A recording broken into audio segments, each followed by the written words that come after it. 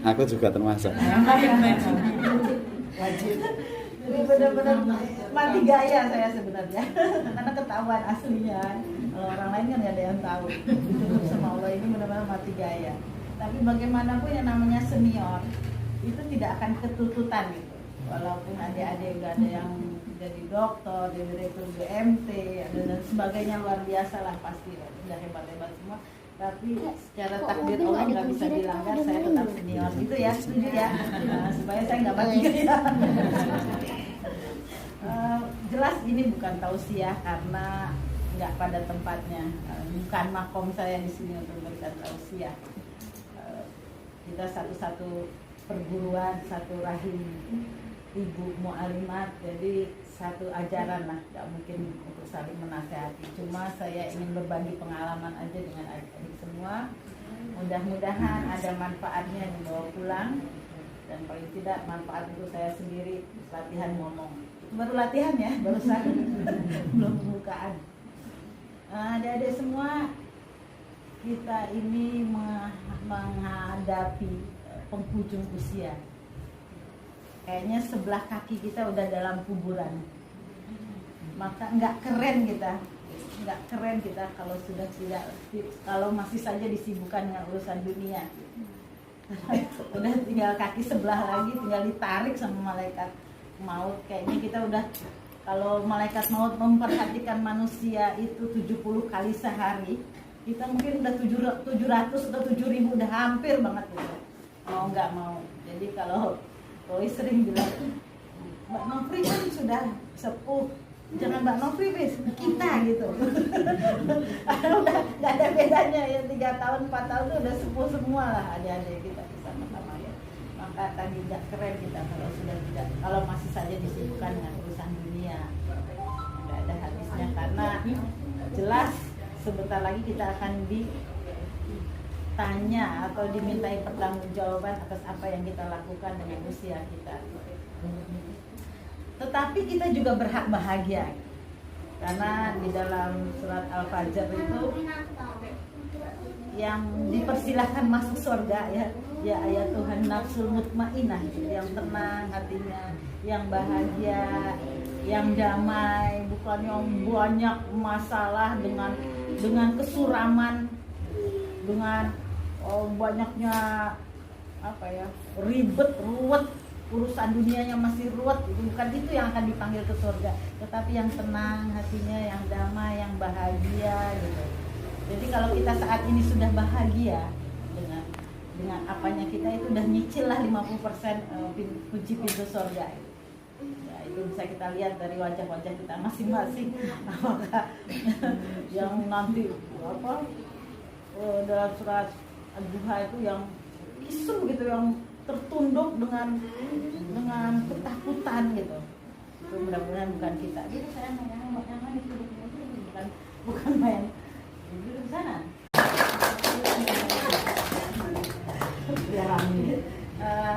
Apapun yang ada di sana itu ciptaan saya sendiri, artinya sebagai ini tuh tidak ada yang memberi julukan kecuali saya sendiri. Jadi sebenarnya saya pernah baca di Mu'alimin, alumni Mu'alimin Mu'alimat, silakan jadi apapun gitu, tetapi harus kembali di jalan dakwah. Jadi sebenarnya kita memiliki beban untuk menjadi di jalan dakwah. Jadi saya seorang fotografer ya, kodratnya itu yang nanti akan ditanya kelak setelah kita menempuh pendidikan di Mu'alimat itu, yaitu gimana jalan dakwah. Jadi ini sebagai semua ini adalah jalan dakwah. Baik, Mas, mau berbaik Mas? Ini betul. Escape. Escape. Terus mau gitu. Sayang. Bahagia. Yang membuat tidak bahagia, kira-kira menjadi nenek yang tidak bahagia itu yang kayak gimana sih? Kira-kira gimana? Berarti kita belum bisa jawab kan? Banyak keinginan ya, banyak keinginan. Nek, gimana Nek?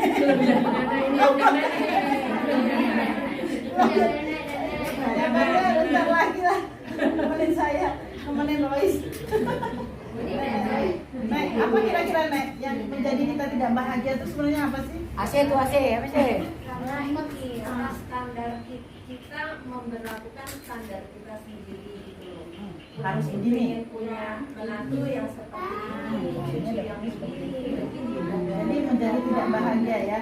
Pengen sesuatu yang punya standarnya, Yes, standar sendiri. standarnya gitu. Sehingga ketika mendapat ketika menantu kita begini, cucu kita begini, terus dia jadi kecewa sendiri padahal yang dia buat itu dia sendiri gitu, yang membuat dia tidak bahagia kan dia sendiri. Ya, ya itu pas banget. Jadi setuju bahwa kita sering banget menginginkan sesuatu gitu, harus begini, ternyata tidak begini menjadi kita tidak bahagia.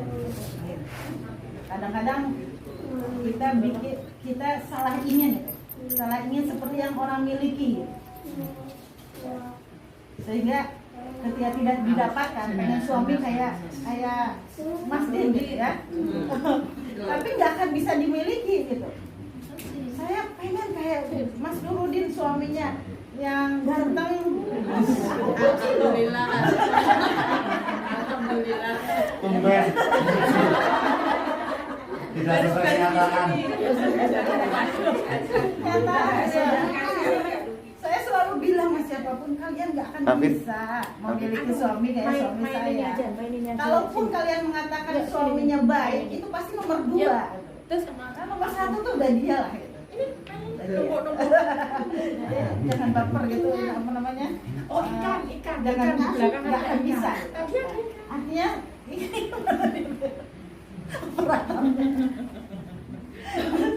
ya baik ya. Jadi kita harus mensyaratkan untuk menjadi bahagia itu cuma ini. Kita harus mensyaratkan bahagia dari apa yang kita miliki dan dalam kendali kita. Jangan mensyaratkan apa yang tidak kita miliki. Kita akan bahagia jika suami baik. Misalnya kita merasa saya itu bahagia kalau suami saya baik, kalau anak-anak saya baik, kalau saya punya rumah. Coba dihilangkan gitu loh. Coba kita rubah kata-katanya. Saya bahagia meskipun suami saya begini, meskipun anak-anak saya bandel, saya bahagia. Kita harus rubah mindset kita ini. Ingat kita kenapa harus bahagia tadi, supaya kita dipersilakan masuk ke surga. Jadi ini pacuan buat kita, jangan sampai ada sedikit pun kesedihan atau kekecewaan di dalam diri kita. Pokoknya kita intinya kita berubah kata-katanya, bukan saya bahagia kalau suami saya seperti Mantu presiden. Tapi saya bahagia meskipun saya punyanya ini. Jadi harus bahagia itu di dalam kendali kita, di dalam apa yang kita miliki. Jangan di luar dari kemampuan kita. Kendalikan kebahagiaan. Dan karena kebahagiaan itu ternyata adalah keputusan. Keputusan kita mau bahagia atau tidak adalah keputusan kita. Sehingga harus kita kendalikan kebahagiaan itu. Ya. Kemudian cara kita supaya tetap eksis dalam kebahagiaan kita itu adalah kita bisa menemukan kelebihan kita.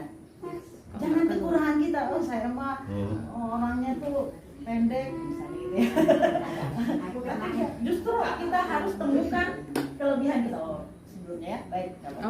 Nggak apa-apa udah dibacakan. Ini nggak pinter. Jadi, kita harus menemukan kelebihan kita. Sejujurnya saya itu 12 bersaudara. Selalu kakak-kakak adik saya bilang bahwa saya orang yang paling nggak punya bakat apapun. Karena kakak saya yang perempuan tuh pinter deklamasi, selalu juara. Kakak saya nomor 2 pinter joget. Di kampung-kampung tuh kalau dikenal, saya tuh ini adiknya Justi ya. Kalau saya kemana, karena dia dikenal pinter joget. Ada lagi yang lain pinter nyanyi, pinter. Saya tuh paling dulu tuh waktu SD tuh udah kurus, dekil gitu ya, terus kuper, sampai kalau foto keluarga itu, sampai saya lihat foto-foto masa kecil saya tuh paling nggak punya foto. Kalau kakak saya tuh senangnya motretin yang lincah-lincah gitu. Saya tuh kuper sendiri, dan nggak pernah difoto gitu karena nggak menarik untuk difoto. Pernah satu kali foto bersama gitu, saya cuma kelihatan kepala karena sebenarnya nggak disuruh foto, saya gini gitu loh. Alhamdulillah ada foto. Nah itulah sebenarnya dendam saya dari kecil, kenapa saya jadi tukang foto gitu. Saya lihat album saya waktu kecil juga ada foto saya gitu. Adik saya ganteng gitu, kakak saya cantik-cantik, tinggi-tinggi. Nah itu membuat saya kuper di SD. Kemudian saya nggak mau saya tinggal di sini, saya dibawa nggak penting gitu loh ya, paling 12 anak yang lain punya prestasi, akhirnya saya minta keputusan saya pergi ke Sumatera untuk sekolah gitu supaya saya tidak dibawa tekanan-tekanan batin gitu. Nah kemudian di Sumatera ya namanya di pondok, sebenarnya kalau punya anak kuper dan sebagainya masukin aja ke pondok, walaupun nanti di pondok tuh nggak kepake, walaupun nanti keluarnya pasti dia menemukan sendiri. Nah ketika di pondok tadi kan selalu banyak kegiatan ya. Nggak tahu kenapa ada seorang biasa ya senior gitu nyuruh saya selalu menulis gitu loh. Kamu bagian nulis tentang ini, saya tuh belum pernah nulis. Orang yang kata kakak-kakak saya tuh nggak bisa nulis gitu, disuruh nulis biar dia selalu dipasang di mading gitu ya. Sehingga keluar saat itu kepercayaan diri. Ternyata kita harus ya, kalau kita bilang sekarang cari kelebihan diri. Semua orang pasti punya kelebihan diri. Nah, saya nulis waktu itu apapun saya tulis. Nah itu jadi untuk bisa bahagia itu juga harus bisa menemukan kelebihan diri. Abaikan kekurangan sebagai tanda ketidaksempurnaan manusia. Saya pernah nulis di Facebook itu, sempurna itu Allah simpen nanti di akhirat. Kalau di dunia itu nggak Allah berikan kesempurnaan gitu. Jadi kalau kita kekurangan kita tuh abaikan aja. Kita fokus dengan kelebihan kita, kemudian kita pacu. Termasuk saya itu sebenarnya siapa kok harus bisa ceramah, harus ditakdirkan menjadi penceramah. Itu karena ilmu nggak ada ya. Sekolah S1 itu alhamdulillah mungkin karena S1 saya 11 tahun gitu. Belum direktor ya. Gitu.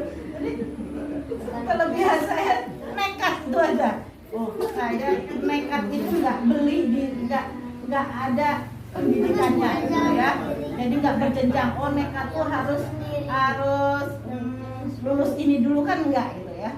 Nekat dan berani itu nggak ada pun dijual di toko gitu. Kita bisa menciptakan sendiri. Kalau dijual toko mungkin semua orang yang punya duit lebih beli nekat yang lebih bagus, lebih mahal. Atau kalau ada sekolah nekat dan berani, mungkin ada orang beli nekat sekolah tinggi dalam beraninya itu. Nah, nekat dan berani itu kan nggak ada yang dijual. Artinya kita bisa menciptakan sendiri. Nah, disitulah saya berusaha mencoba mencari kelebihan lewat nekat dan berani. Karena dari ilmu udah nggak mungkin gitu. S1 aja menggap saya untuk bisa lulus kan. Untuk membaca juga udahlah soal ilmu dan sebagainya. Kemudian orang yang saya hadapi itu ya, ada bu dokter dan sebagainya, pasti lebih banyak orang-orang pintar gitu. Berani tampil di TV yang audiennya nunggu salah kita ngomong. Justru nunggu salah kita. Bayangin. Tapi ternyata itu tadi orang nggak semua orang punya nekat dan berani kok. Nggak semua orang mampu itu yang saya ambil itu, yang saya coba ambil atau saya coba menjadi kelebihan saya. Kenapa nggak boleh salah? Itu kan kenapa nggak boleh salah? Emangnya kita malaikat kan enggak? Ketika kita salah, itu kan bukan ayat ini atau bacaannya nggak benar. Oh iya, aku ya aja gitu loh. Karena kita nggak boleh salah, kita nggak nunggu harus betul semua baru kita bisa berani tampil di tempat audiens. Jujur gitu ya, saya nekat dan berani ini pula saya yang mengantarkan saya sampai di pimpinan pusat Aisyah. Saya itu orang bilang akselerasi gitu. Dari ranting yang tidak aktif gitu. Karena melihat nekat dan beraninya kok tampil di sini orang itu langsung diambil ke Aisyah pusat. Dan di situ pun saya menggap sebenarnya. Di sini orang-orang pinter, orang-orang yang sudah matang berorganisasi gitu. Jujurnya saya itu anak buahnya Royah gitu kan di daerah, tapi apa? Ya tadi saya terlanjur sudah ada di pusat gitu. Nah, itu ya tadi mencari kelebihan diri, nggak usah mencari, udah nggak sempat lagi lah kita mencari kekurangan kita yang udah hampir tamat ini, udah cari aja kelebihan kita, kemudian kita poles menjadi sebuah kebaikan atau jalan dakwah tadi. Bisa ya? Ya, saya bisa merintah dokter loh. Jadi bagaimana menjadi nenek bahagia ini yang pertama ini bergembira dengan cucu sebatas yang kamu inginkan, bukan sebagai babysitter gitu. Saya nggak pernah mau dititipin anak-anak, kalau ini kan memang saya bahagia ya, artinya ini yang masih harus saya gendong, harus kasih makan, harus itu, saya nggak mau. Anak saya itu nomor 1, anaknya 4 kecil-kecil gini, dia harus jualan karena suaminya itu dosen UGM tapi masih kuliah di S3, sehingga gajinya itu habis buat S3 gitu. Saya juga nggak menyangka ternyata gaji dosen itu kecil. Ketika mau masuk dosen UGM itu, mah minta doa ya Maya, hubungan ujian yang begitu berat gitu kan, sampai mah nggak lulus mah, bisa nggak lulus? Iya, nggak ada satupun yang lulus. Loh, di tes untuk menjadi dosen sekian banyak orang, nggak ada satupun yang lulus. Terus yang kedua juga, mah nggak lulus lagi. Siapa yang lulus? Nggak ada yang lulus. Mungkin ini 2 kali ujian, tidak ada satupun yang lulus. Yang ketiga, mah tinggal dua saya dengan nggak lulus juga. Coba, siapa yang lulus? Nggak ada yang lulus. Tinggal 2 sampai di atas. Akhirnya yang keempat dia baru lulus, ya. Terus saya pikir gajinya 300 juta. Sok saya ini pelecehan akademik. Sekolah sesusah itu sampai ke luar negeri.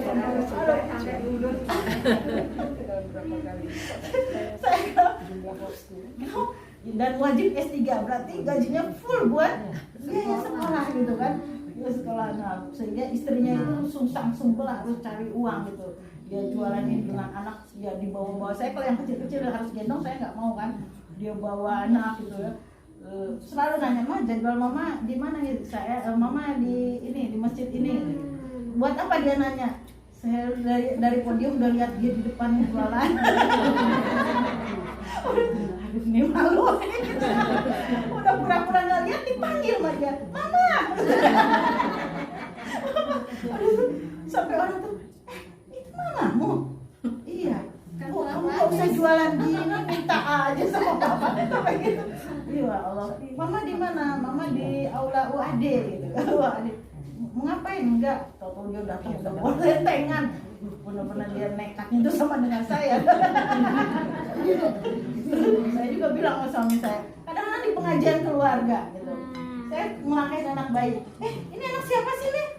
Loh, sama cucunya nggak pernah. Lah, ibunya mana? Ibu lagi dikerubutin orang jualan. Saya bilang sama suami, Mas, gue izin lah anakmu. Izin lah.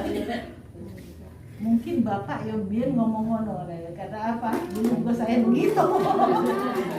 Jangan ini ngerti gimana saya dari kecil jualan foto pinggir jalan gitu. Mungkin bapak dulu yang mikir di sini gitu dah. Ternyata sekarang hukum karma ya. Jadi begitulah keadaannya. Ya tetap saya bilang sama anaknya, kamu kalau sanggup jalani, jangan nitip anak sama mama. Mama maunya yang senang-senang, yang udah bisa ajak main gitu. Jadi kalau setiap aku hamil, nggak apa-apa kalau kamu sanggup gitu. Dia nggak sanggup untuk bayar membantu kan. Nah sampai sekarang juga gitu. Dan saya juga tidak mensupport keuangan sama dia. Biarin dia berproses dan dia akan menikmati kebahagiaan saat setelah melalui proses tadi. Kenapa setega itu saya? Karena saya juga menjalani hal yang sama. Iya. Next. Ya, gitu ya. Senang-senang aja maksudnya. Nah, ini yang sekarang sedang saya lakukan. Pergunakan simpanan untuk hal yang dulu tidak pernah leluasa menggunakannya. Dulu kita masih punya anak masih sekolah, mau makan enak atau mau pergi-pergi eman-eman, nanti anak buat bayar sekolah, buat ini, atau masih banyak yang mau bikin rumah, pengen punya mobil. Jadi banyak sekali dulu menahan-nahan uang gitu ya.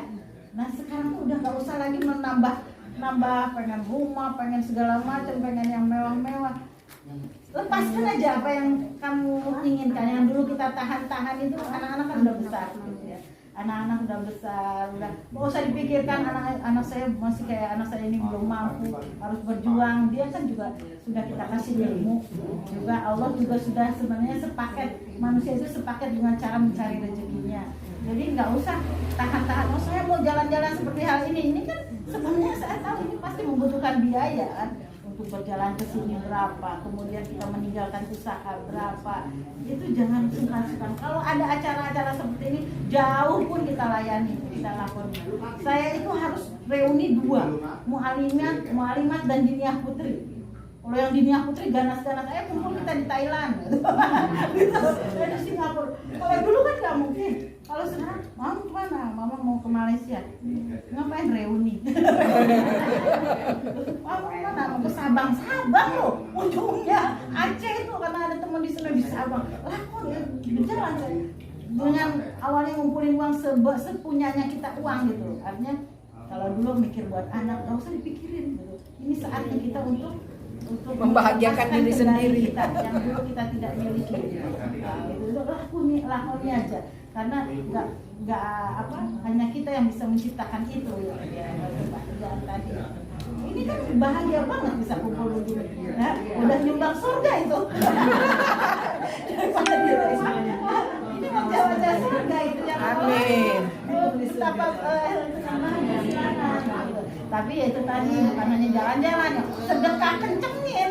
Kalau dulu waktu masih punya anak kita batasi, sekarang ada nyumbang kasih. Buruk gitu. Jangan berpikir lagi kalau mau nyumbang, jangan berpikir 2 kali. Buruk gitu. Ya, udah bukan ini buat ini kasih aja gitu. Ntar juga ada dari anak gitu. Dari anak. Atau kita cuma butuh buat perut ini kan kita aja buat perut. Udah nggak ada yang sekolah lagi kan. Bukan kitanya itu kan sudah nggak sekolah lagi. Kalau anak kan tinggal sedikit lagi selangkah lagi. Nggak kayak waktu masih kecil-kecil ini kan. Ya usah masih kecil ini. Nah ini ya. Jadi sedekah juga mungkin atau mau menraktir teman-teman gitu bahagia. Siapa yang bayar ya, siapa yang nggak usah dipikir aku tadi habis loh. Bayangkan bahwa kita sudah meraktir teman sekian banyak gitu ya dengan kebahagiaan yang kita peroleh. Ya. Ingat bahwa kebaikan kita akan dikenang sama. Nah itu tadi karena kaki kita selangkah udah dalam kubur, kita membutuhkan orang mengenang kebaikan kita. Sehingga mengadakan gini siapa yang memprakasainya, kemudian siapa yang bawa ini, siapa bawa itu akan dikenang. Ingat nggak dulu ini tempe bacemnya bikinan siapa? Mbak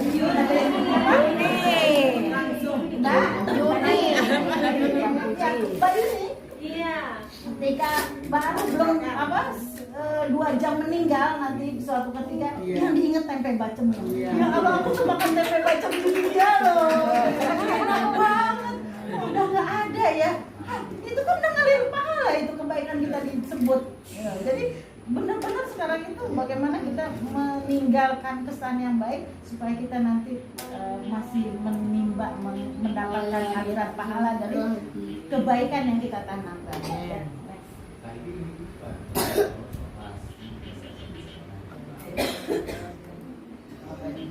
Oh yang tadi. Oh ternyata ini. Oh ya. Oh terus kemudian jalan-jalan, ini ayat jalan-jalan saya yang selalu saya pakai. Ayat jalan-jalan yang menjadikan ini. Jadi saya sering juga kadang-kadang ditegur sama anak-anak gitu ya, atau misalnya kamu untuk kemana pergi ke ayat-ayat ini ayat jalan-jalan. Jadi ternyata jalan-jalan juga ibadah gitu. Benar-benar tertulis di dalam surat Al-Mulk ayat 15. Dialah yang menjadikan bumi untuk kamu mudah jelajahi. Maka jelajahilah di segala penjurunya. Ya, dan makanlah rezekinya dan hanya kepadanya lah kamu kembali. Walazi ja'alakumul arda galula fasufi mana dia dan seterusnya. Jadi ini ayat jalan-jalan. Iya. Kayaknya 88 mau ke Turki nih. Angkatan 88 mau ke Turki ini nih. kayaknya aku lagi promosi travel. Iya. Karena sehari berapa Kalau pengen lama tinggal di sana kena COVID. Untuk bonus 16 hari. Nah, itu. Jadi ternyata diperintahkan sama Halo? Allah, ngapain kita masih berdiam di rumah gitu. Oh, Jadi temennya jangan sampai kita Mbak Mulyana gelak. Oh, Surabaya. jadi sapu, jadi cobek, jadi cabe, jadi garam, gula enggak keluar gitu. Siapa yang ngajarin? Iya, mas kita ngumpulin waktu saya itu sampai pernah saya pernah 12 kali umroh. Kali mau kemana ya? Yang ada yang ngajak umroh ya. Biasanya ada lagi yang ngajak umroh. Itu saya cuma kerjanya dari 2 bulan atau ke bulan lagi ngumpulin uang buat jalan-jalan habis. Kapan pulangnya? Kemudian pergi ngumpulin uang lagi buat jalan-jalan habis. Karena saya punya ayat. Untuk melegitimasi ya. Ini mana Mbak Mulyana mana? Jadi nanti dikasih tahu suami nanti. Iya. Itu suami saya juga tergoda, artinya terpengaruh sehingga kalau orang COVID, saya pernah COVID, ya, saya di karantina di PKU, saya COVID, suami saya COVID di Turki. Di hotel bintang 5 di Turki nggak boleh kemana-mana. Adik Pak Irut, Ami Mutia Amini. Mutia Amini. Nah ini besok ini kita tanggal apa ya, pertengahan tanggal 8 saya akan menjelajahi dengan darat sampai ke Medan, balik lagi ke sini darat karena saya belum vaksin, nggak bisa naik pesawat. Tetap saya belum vaksin. Mbak Mulyana dari Surabaya. Oh, Bangor. Sekarang lagi ada di rumah saya. Nggak janjian Pak, nggak janjian. Nggak janjian, ada di Pelangi. Ya. Ya, jadi apa? Apa yang direncanakan? Tidak vaksin tidak menghalangi atau membatasi saya harus tetap jalan-jalan. Ya, hanya nggak vaksin. Berarti saya harus naik darat. Naik darat sampai ke Medan. Di Medan ada siapa? Ada teman. Tahu Putrama nggak? Ada yang kenal Putrama? Oh iya, Putrama kan mantu. Iya, Putrama itu anak mualimin seletin saya. Adanya Indes. Kenal ya? Kalau adanya siapa? Adek Mbak Indes. Kan cowok Bukan. Putrama. Kakaknya yang perempuan. Oh, nggak tahu malah. Kalau adanya mungkin selevel ya. Adanya tuh siapa ya? Adanya Putrama itu di mualimin. Nah, Putrama ini juga unik, unik. Saya itu diundang, saya reuni di Medan. Dia di Medan, dia di mana? Di rumahnya Yurisna. Oh yuk, saya bawa suami saya sampai di Medan. Yurisna tuh teman reuni teman saya di Dinia Putri satu kelas. Yuk kita bersama tempat Yurisna. Terus saya bilang sama suami saya, kamu nggak enak kalau tidur di tempat Yurisna. Dia perempuannya satu-satunya yang bawa suami kan cuma saya. Kita nanti di hotel aja, saya bilang, karena ini kan teman saya perempuan, masa ada laki-laki di sini. Oh iya. Nah pas lagi sebelum nyampe rumah kita ngobrol makan dulu di mana, kalau di Medan ya ada yang mall gitu. Terus suami saya nanya, Mbak Yurisna ini kerja di mana? Saya ngajar di Universitas Muhammadiyah Sumatera Utara. Oh iya, kenal anak Anwar Bakti dong, kata suami saya kan. Ya kenal lah teman saya. Loh masuk kenal Anwar Bakti gitu. Saya kan teman di Nia Putri sama dia kan. Kok kenal sama Anwar Bakti? Iya itu teman sekolah saya di Mualimin. Berarti mas kenal suami saya? Siapa? Putrama. Loh istrinya ini. Di Nia. Iya. Yurisna itu istrinya Putrama. Iya, temanku di Nia Putri Padang coba bisa. Oh nyambungnya ajaib banget. Dia sempit ya. Putrama itu. Terlalu banget. Siapa? Putrama.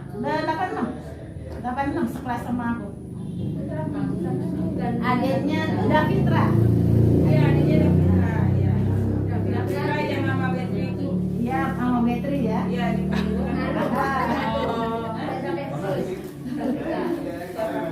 Enggak sampai lulus. Enggak. Istrinya ada 2 itu. Iya. Nah itu akhirnya, oh iya udah Mas. Akhirnya apa? Yuk kita ke rumahnya. Putramu udah di luar. Karena apa? Kuncinya ke bawah, jadi dia udah marah. Ini lemari. Pas yang nyopir Mas keluar, bingung. Langsung salaman, ya Allah temen gitu kan sama Putrama gitu. Akhirnya jadi nginep di situ. Ngobrol terus sama Putrama. Terus teman-teman saya, jangan-jangan itu mantanmu. Jangan keras-keras. Makanya adik-adik, ini masuk sini ya. Ya, Hati-hati tadi. ngawur sudah. Intinya sampai segitunya jalan-jalan gitu kan. Sebenarnya ya. Jadi tadi ayat-ayat jalan-jalannya ya. Allah yang dulu. Nah yang ketiga, ini terus next ya. Ini kan benar-benar sejalan ya. Nah, kita juga harus makan. Ya, Kita ini. Makanlah yang baik yang datang kepada Allah. Juga jangan ditahan-tahan yang dulu pengen misalnya makan yang mewah apa gitu kan. Tahan mahal apa gitu ya. Kita harus bisa merasakan barang mahal tuh kayak gimana sih rasanya. Kita berani, kalau dulu nggak berani, berani gitu ya hemat-hemat. Jadi supaya kita mampu mensyukuri nikmat Allah itu. Allah itu bisa menciptakan ini, bisa menciptakan ini gitu. Tapi ya kalau nggak cocok di lidah ya takdir ya. Saya pernah yang umroh yang paling mahal itu, ternyata pengen tahu gitu ya tadi untuk mencoba. Ayo makanannya satu pun nggak doyan. Tapi tak banget. Tapi oh ini makanannya mahal tuh kayak gini tuh. Cara makannya begini, tersiksa aku. Tapi intinya kita nggak lagi kayak dulu banyak nahan-nahan gitu. Makan aja gitu. Makannya bukan untuk melampiaskan nafsu, tapi untuk mensyukuri nikmat Allah. Kita diberi kenikmatan mampu membelinya, kita diberi kenikmatan masih bisa merasakannya gitu ya. Ya karena suatu saat kita udah nggak lidah udah nggak mau makan gitu, terus mungkin giginya udah ompong semua juga atau nelen susah gitu. Nah sebelum itu semua kenikmatan lainnya dicabut, nikmati itu gitu loh, nikmati. Ini kambing, kambing bahaya ini. Kalau memang bahaya untuk kita memang harus disuruh makan thayyibah ya, selain halal juga thayyibah. Ya makan tetap tapi sedikit gitu loh. Jangan sampai enggak banget gitu loh. Misalnya, itu kita doyan banget sama cumi itu kolesterolnya tinggi. Makan aja sedikit gitu. Tanda kita mensyukuri nikmat rasa yang Allah masih berikan kepada kita. Suatu saat kita sudah tidak mampu, walaupun uang ada, barangnya ada, kita juga nggak bisa nelen lagi gitu ya. Dan sebagainya ya. Makan, jalan-jalan gitu, bilang suami ayah Pak makan, jangan masak terus. Ya. Ini kayaknya ajaran sesat ya. Jangan berpikir meninggalkan harta untuk anak-anak sekiranya hanya akan membuat gaduh. Itu anak-anak juga. Mama tuh pergi terus. Sekarang masa paceklik pandemi. Kok udah sepi, anak-anak mama butuh uang semuanya. Cari berusaha. Enak. Mama tuh berperih ria ketika membesarkan kamu.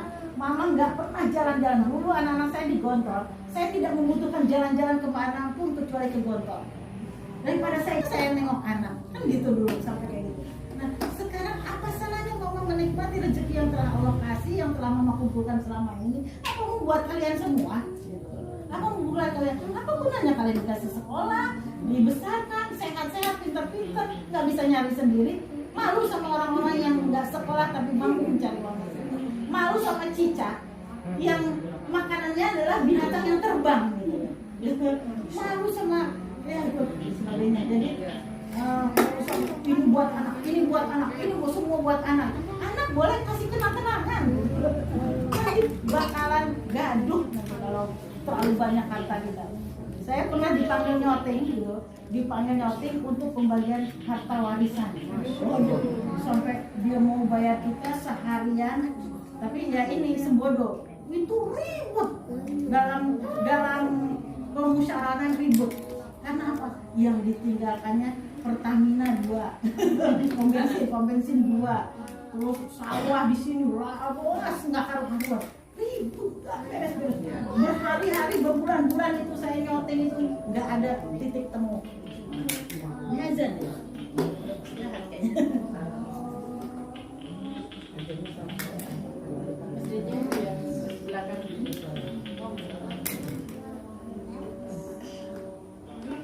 Ya, next mungkin. Nah, lagi sekali lagi. Iya, pinter asistennya.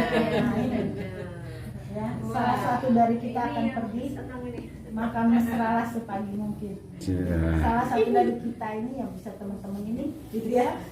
Jadi ketika kumpul-kumpulnya nggak usah ngomongin satu sama lain, lebih baik bermesraan gitu dengan orang-orang dekat kita.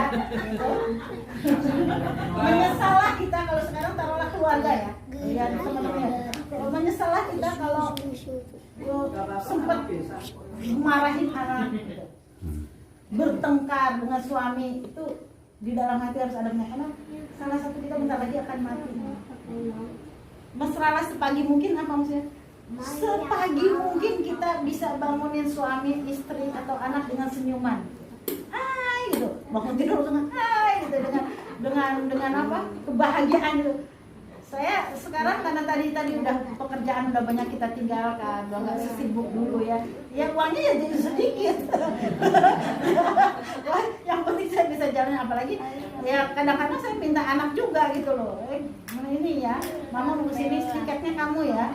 Bingung dia uang dari mana, tapi itu kesempatan dia untuk berbakti itu kan. Yes. Hadis orang tua. Ajaran sesat. Hadis orang tua gitu. Ini juga nanti kalau aku selesai doktornya, mama ke Mesir ya, mama tak piknikin ke Mesir ya, sama saya sama anak saya gitu kan. Tiap hari saya tanya, apa nih udah selesai? Lama banget. Kapan selesainya? Ya Mak. Fakultas ya, Pro Imam ya. Kadang-kadang pagi-pagi ya habis sholat tahajud kemudian sholat subuh saya pergi dengan suami gitu. Karena saya mesra semua. Pergi kemana? Kadang cuma ke Malioboro gitu kan. Ke Malioboro duduk foto-fotonan sehingga Malioboro itu soalnya udah kita bayar gitu. Nggak ada satupun yang lewat. Masih pagi. Masih pagi cekrek-cekrekan.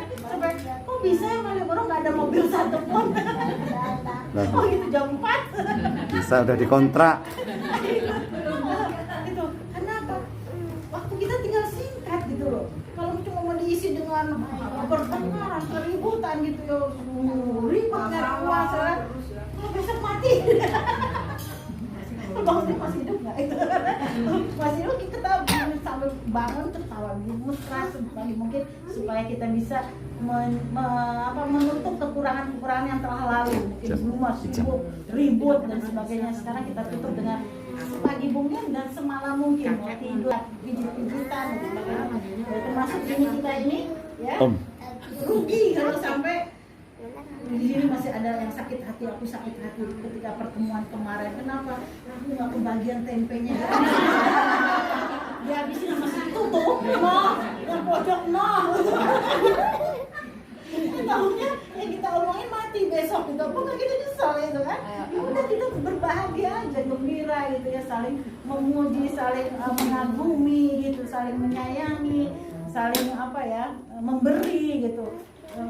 Banyak-banyak memberinya, jangan alhamdulillah aku cuma kebagian iuran sedikit. Jangan gitu, Papa banyak-banyak loh. Hah, kamu bisa aku ini dong, ininya dari aku dong gitu loh. Jadi kalau ketika ada pertemuan rebutan di tempatku aja, ya aku aja, jadi gitu harus ada rasa seperti itu.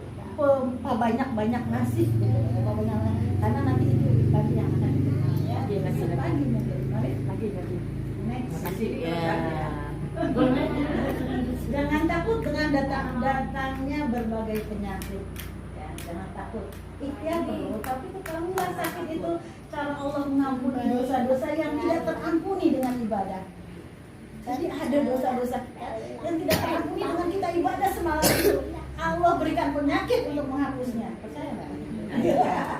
Iya kan, gitu kan? Aku mengalami itu. Jadi sebenarnya karunia Allah yang datang ketika kita dapat penyakit. Jadi nggak usah aduh, vonis kamu santung 3 bulan lagi mati. Alhamdulillah. Saya pernah divonis gitu sama dokter, tapi sekarang masih hidup. Wah ini nggak lama lagi suami, istri ibu meninggal gitu. Yang sakit ya. Aku tenang aja, senyum aja tidak tenang gitu sih? Ini vonis tenanan loh. Divonis kanker. Oh ya, tenanan loh. Dokter Sembrono Yang kan? biasa saya nangis. Kanker payudara. Nah, terus aku Sesuai. kenapa itu? Oh, Kenapa? Apa obat tenang Sultan tadi? Malu. Ya, disambut, pengen disambut oleh Allah ya. Ya ayat Tuhan nafsu mutmainnah tadi. Yang kedua, Terus? aku, ya Allah, Kalau dokter ini kalau nggak percaya, baik banget loh periksa sama aja aku. dokter. Semua orang tuh kan pasti mati, ya. Sampai sini. Tapi aku dikasih bocorannya sama Allah. Dokter. Orang yang dikasih bocoran nggak mungkin tuh bermaksiat. Pasti dia akan Dokter tersungkur, khusus minta kanker. ampun, mempersiapkan diri. Nah, yang Terus sakit aku kok. sudah sayang sama Allah. Ternyata harus tutup. Iya, aku harus sedih. Ke prakteknya aja. Apa yang harus aku takutkan? Lanjut. Yang semua juga pasti. Kebahagiaan jam loro. Jadi Jam loro. harus bisa pahami bahwa Cek saja. penyakit itu nggak usah Bukan ditakutkan. ini bukan teksturnya kanker. Dokter di DPKM.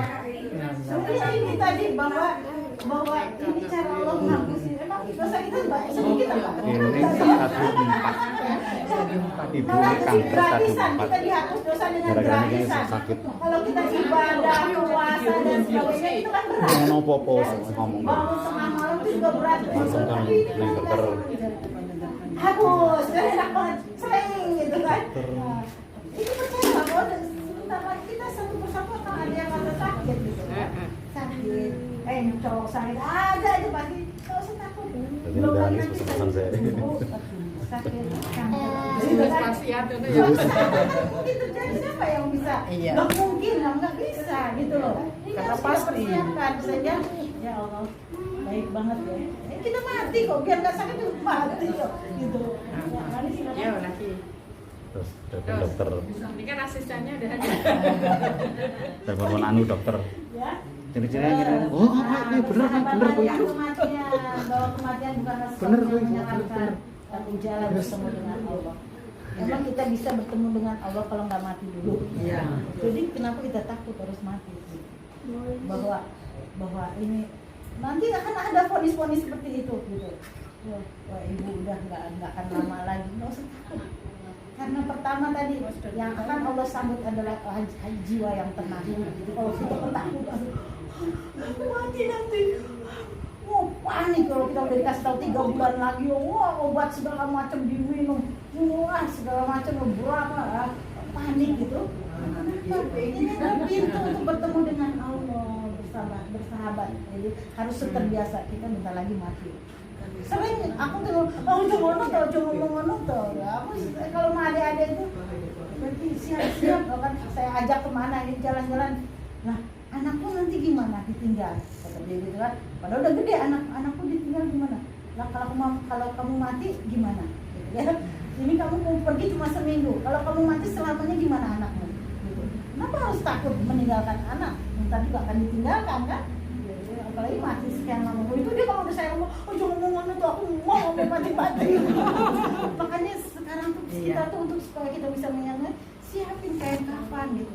Kita ukur badan kita sih, ini jilbab nih. Nanti kalau ada tetangga yang mati pakai itu, bakalah kita bikin lagi, ya.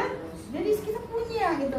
Saya tuh punya satu tas itu udah lengkap, ada sarung tangan yang ada kapur barusnya dan sebanyak, maksudnya buat aku gitu. Tapi setiap ada ini ada yang mati tinggal bawa, udah nggak usah foto-foto pakai ini. Alhamdulillah saya dapat pahala kan, pahala yang besar gitu. Satu gunung kirot ya. Terus ini itu, jadi kita harus punya itu. Artinya apa? Kita siap mati. Kita siap. Kita nggak takut dengan mati. Karena sebentar lagi kita akan bertemu dengan Allah. Lanjut. Iya, sekali lagi. Nah, pantaskan diri kita untuk berjumpa dengan Yang Maha Berkuasa di hari pembalasan. Sibukkan diri mencari bekal akhirat. Kita ini di luar sana banyak orang yang kerjanya mikirin akhirat, punya anak asuh, punya panti asuhan, sholat tahajud, sholat duha, puasa Daud, sibuk hanya kesibuk mikirin akhirat. Terus kita minta surga yang sama sama dia, gimana caranya? Yang kita sekarang ini, yang kita tidak pernah mikirin akhirat, sehingga yang sibuk dengan masih urusan dunia, kita pengen surga. Setiap berdoa, ya Allah berikanlah surga Firdaus. Gimana? Satu dokter, satu psikolog, jadi yang dokter pun hafal Quran gitu. Aku pernah anakmu tuh cerdas, yang dokter ya, ada anak teman saya dokter, anakmu cerdas, kok nggak ngapalin Quran gitu kan, kok nggak, wih dokter tuh mana bisa ngapalin Quran, sibuknya kayak gitu, anak dia bisa, suaminya juga dokter, hafal Quran juga, dan anaknya yang paling kecil tamat TK udah ngadat minta pondok di Kudus. Kalau bukan Allah yang mengarahkan, siapa coba? Anak tamat TK loh, segede tamat TK sekarang di Kudus. Masih kecil, aku melepasnya aja, aduh ngeliat dia video call gitu kan, video call, aku senang di sini Umi, aku janjus. Pernah suatu ketika anaknya tuh sakit tipes yang harus pulang karena menular, campak gitu ya, pulang, sehingga dia 2 minggu di rumah. Terus kemudian dia pulang ke pondoknya lagi, dia telepon Umi, doa anakku nggak sakit ya, aku rugi kemarin 2 minggu di rumah. Tinggalan. Kecil bisa bilang kita Tinggalan terpacis. kalau bukan Allah yang akan membayar dari kebaikan dia gitu. Dan di dunia aja udah kelihatan, ditampakkan betapa dia itu sudah dibalas gitu. Kalau soal lihat wajahnya, adanya aku nggak pernah susah gitu, senang aja gitu, bahagia aja. Jadi apa surganya mau sama kita gitu kan. Yang aduh, kemarin saya dapat keluhan dari seseorang, anak keponakannya suamiku diem di rumah, dia bilang katanya mau 5 hari, udah sebulan loh mbak, sebulan pakaian dalamnya aja nggak mau nyuci, makannya disediain gitu. Pertanyaannya apa? Berat memang satu orang aja ikut kita, ya kan? Ini 60 sepanjang hidup dia. Nah, kalau kita kembali lagi mau minta surga yang sama gitu. Kalau kita mau minta surga yang sama, ayo ikutin dia. Sibukkan dengan akhirat tadi ya. Kita sudah mulai sekarang ini sudah harus menyibukkan akhirat. Menyibukkan akhirat itu mudah ya. Kalau baru segitu nggak usah sibuk apa ya. Yang pertama apa? Membaca Al-Quran 1 juz sehari. Ya, membaca Al-Quran 1 juz sehari. Menghafal Al-Quran, aku nggak usah banyak-banyak ya, sesuai dengan kemampuan, 1 ayat sehari. Tapi konsisten, karena Allah menyukai ibadah yang konsisten. Membaca Al-Quran 1 huruf sehari, 1 juz sehari, menghafal Al-Quran 1 ayat sehari, membaca buku gitu ya, buku agama 10 halaman, nggak usah banyak-banyak, nggak usah ikutin Bu Dokter. Sebelum itu 10 halaman, apa aja dibaca gitu, 10 halaman sehari, kemudian apa lagi? Ya itu tadi udah kesibukan udah habis itu. Gitu. Jadi hal-hal yang baik aja kita istiqomahkan, kita punya program maunya sehari ini membaca hadis gitu ya, membaca hadis paling tidak ya 10 hadis sehari, membaca hadis 10 hadis sehari gitu. Itu udah sibuk banget kita, karena coba kita, kalau saya ya menghafal Al-Quran 1 ayat sehari itu habis subuh hafal gitu ya, terus menjelang duha udah lupa lagi, hafalin lagi yang 1 tadi gitu ya, menjelang sholat zuhur udah lupa lagi tadi, hafalin lagi, terus asar hafalin lagi, terus kemudian lupa lagi tuh. Nanti isya baru lumayan, udah mungkin. Jadi kalau ditanya 1 ayat sehari itu berapa lama bacanya, ratusan. Saya tuh sampai ratusan. Saya tahu gitu kemampuan kita itu memang udah bukan lagi itu. Tapi artinya kita menghafal 1 ayat sehari udah sangat sibuk. Sangat sibuk. Kalau anak saya 1 kali dudukan berapa? 5 juz. 1 kali dudukan, dia ngapain gitu?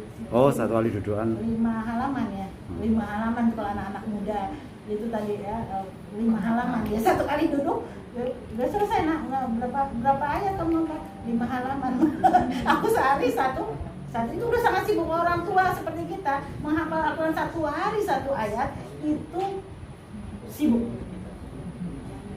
Ustaz nanya, Ustaz saya tuh sehari seayat, saya berapa lama saya bisa menghafalkan 30 juz? Ustaz saya bilang 70 tahun. 70 tahun lagi saya baru bisa. Lalu hafalin aja terus. Nanti ketika nyawa mau dicabut, kamu akan melanjutkan hafalanmu di alam kubur. Enak gak? Jadi ternyata orang-orang di dalam hadis aku udah baca ya, orang-orang soleh, ulama-ulama itu di alam kubur tuh ngapain? Ngaji ternyata. Dan mudah-mudahan kita yang baru hafal 10 ayat terus mati gitu, kerjaannya ngaji di dalam kubur. Indah enggak? Indah banget. Tenang kubur kita, gitu kan? Belum lagi tadi 1 juz sehari, terang kubur kita. Jadi nggak usah mikirin kita harus 30 juz nanti apa. Pokoknya saya konsisten mengatakan supaya kalau saya mati dilanjutkan di alam kubur. Enggak, itu udah sibuk banget. Nah itu tuh untuk mencari bekal akhirat ya. Pantaskan diri kita ya tadi, kalau kita memang mau bertemu dengan Allah ya pantaskan diri kita. Lanjut. Nah ini kita akan selalu kehadiran konflik-konflik, baik itu dengan saudara, baik itu dengan tetangga, baik itu dengan suami, dengan anak dan sebagainya, pasti ada konflik. Dan konflik itu, nah, itu bikin tidak nyaman kita. Maka kita harus punya manajemen konflik. Saya sudah mempraktekkan ini. Saya kalau konflik gitu, saya bukan yang nggak pernah konflik ya, orang ngamuk dan sebagainya sudah biasa lah. Yang namanya dalam hidup ya, ada yang suka, ada yang tidak Tadi suka. hewannya kan ada. Tadi kan aku mau ke sawah itu ada kali. Sejujurnya saya punya konflik dengan kakak kandung saya. Oh, Dengan kakak kandung saya, dia itu Diusupin tadi. memang itu ya, kodrat dia apa, punya loncatan otak yang luar biasa, yang gampang marah, gampang apa, terus kemudian dia marah besar dengan saya dan kemana-mana ngomongin kejelekan saya ya. Saudara termasuk ke adik-adiknya suami supaya saya cerai gitu, dengan fitnah semua. Terus saya diam, sama sekali tidak menanggapi, baik yang lain, kakak-kakak yang lain. Benar ya kamu kan lagi, aku nggak mau jawab, silahkan tanya sendiri. Sampai orang-orang yang WA pun aku nggak jawab, aku diam 1000 bahasa. Sampai saya pergi ke rumah kakak saya nomor berapa gitu kan. Udah itu setelah saya pulang dia nelpon ke kakak saya. Dia ngomong apa aja tuh? Di sana dia ngomong apa aja? Aku lupa ya kalau kalian berkonflik, dia sepatah kata pun tidak menyebut namamu. Gitu. Nggak ngadu, nggak diem. Kebenaran akan mencari jalannya sendiri. Pada suatu hari, anaknya sakit kanker stadium 4. Stadium 4 ya. Karena di dalam hati saya tuh malu kalau berkonflik. Di dalam hati saya hilang, saya tidak berkonflik dengan dia. Dia yang berkonflik dengan saya, gitu kan. Dia yang marah, saya tidak marah dengan dia yang marah dengan saya. Saya datang melihat anaknya, dia tersungkur dengan saya. Saya udah sekian lama, dia udah tua kan. Saya udah sekian lama mau mencari si Nofri ke Jogja. Saya mau siapa yang mengantar, saya nggak akan malu, saya mau minta maaf, pokoknya saya menyadari kesalahan saya mau tersungkur gitu, saya nggak malu walaupun saya kakak, saya adalah kakak, saya mau, ternyata kamu udah datang sendiri, artinya apa? Kebenaran akan mencari jalannya sendiri. Kenapa kita harus membenarkan diri? Enggak, dia itu yang begini, soalnya dia begini, ngapain? Ngoyo-ngoyo, emangnya orang mau nerima omongan kita, walaupun nanti ada orang yang kamu diomongin gini-gini. Enggak salah, itu nggak usah dibener-benerin. Allah tahu kok itu. Diamnya kita tuh, Allah tahu nggak apa yang ada dalam hati kita? Tahu. Apa yang kita perbuat Allah lihat nggak? Lihat. Allah akan memberikan jalannya sendiri untuk menyelesaikan itu semua. Nggak usah nanti memperuncing masalah, nggak usah. Gitu. Diamin aja. Jadi manajemen konflik yang saya lakukan adalah diam. Bukan cuma ini aja, banyak hal dengan siapa saya diam. Saya diam. Akhirnya apa? Melipir orang yang marah dengan saya itu ngedeketin. Nah, itu ternyata manajemen diam itu memang betul ya. Ini kan ya, terus kemudian sadarlah, saya tuh kenapa saya konflik dengan sedih gitu ya, misalnya nggak nyaman. Saya kenapa konflik dengan ibu saya? Gimana rasanya? Rasanya kacau, saya konflik dengan ibu saya. Aduh, saya konflik dengan sahabat saya dari kecil makan hidup sama saya. Saya konflik dengan ponakan, misalnya gitu. Gak usah risau juga. Konflik itu pasti dengan orang-orang terdekat. Nggak mungkin dengan orang Papua gitu. Nggak kenal. Jadi konflik itu ya dengan orang yang nggak kebangetan saya itu dengan ibu saya dengan konflik.